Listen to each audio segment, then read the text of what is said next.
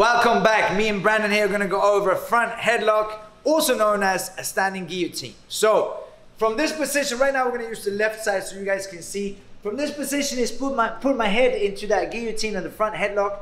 From here, the first thing I want to do is just turn my chin. I'm going to keep my chin in so that you can hear me. But the reason why I turn my chin is so that here you can see he's crushing my Adam's apple on the windpipes right here. So just by turning my head, it makes it a little harder for him. Also, this is a crushing mode. If it goes deeper, a little bit deeper, Brandon, here, it becomes really choking. But turning my head, it makes it a little harder for him to choke me.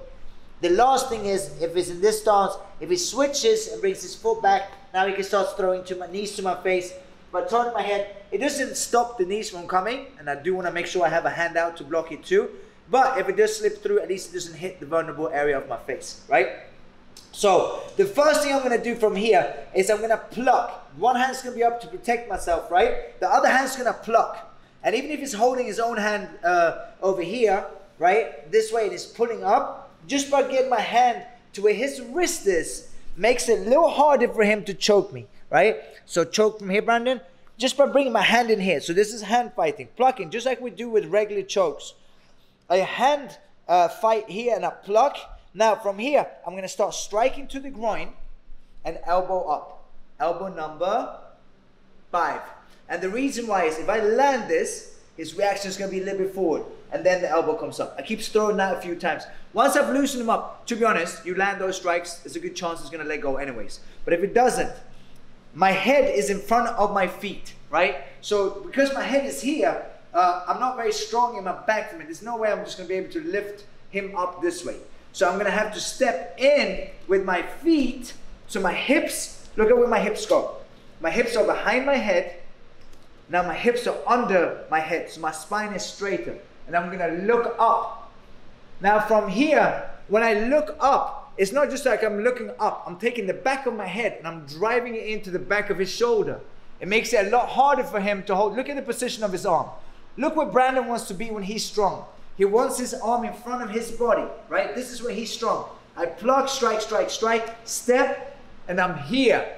Now from here, I'm gonna drive, even if he's still holding on here, you see how once I start striking here, I bring my hand here.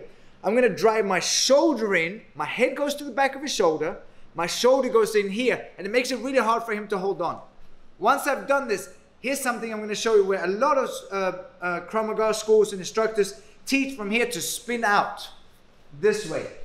I don't like that because now for a split second, as I'm spinning out here, I'm giving him my back. Why would I ever do that? From here, once I get to this position here, what I'm gonna do is I'm gonna take, for wrestlers that know this, I'm gonna use this cup that I have here, right? My hook here. And I'm basically throwing it over my shoulder, up here. Now I'm in a much better position to strike back from there. So let's do this a little quicker. It puts me in the headlock, right? I end up here. I'm gonna pluck, strike, strike, strike, strike, stand up, out, continue striking from here as much as I can. So the key is to make sure that you look at the different threats at different levels, right? Number 1, don't get choked out. Number 2, don't get kneed in the face, right? So from here, I'm gonna start striking to the groin and making sure I'm throwing those elbows up. Hold on to your arm here, Brandon.